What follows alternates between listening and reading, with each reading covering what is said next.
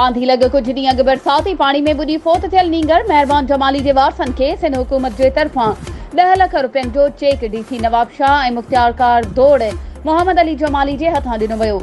जॾहिं त फोती नींगर जे वालिद सोराब जमाली ॻाल्हाईंदे चयो त सहाफ़ी मोहम्मद अनीफ जमाली जी जिदोजहद आहे जंहिं कागज़ फोती सर्टिफिकेट ऐं ॿियूं कानूनी घुर्जूं पूरियूं करण में मुंहिंजी हर मुमकिन मदद कई। जंहिं खां पोइ काल्ह मुख़्तियारकार दौड़ मोहम्मद अली जमाली मूंखे ऑफिस घुराए 10 लख रुपयनि जो चेक ॾिनो आहे। ही सभु सहाफ़ी मोहम्मद अनीफ जमाली जी मेहनत जो नतीजो आहे। जॾहिं त मुख़्तियारकार ऑफिस दौड़ में तपेदार ख़ालिद अहमद कुरैशी ऐं पीपी अॻवान रईस अब्दुल वाहिद जमाली बि पिणु मौजूदु हुआ।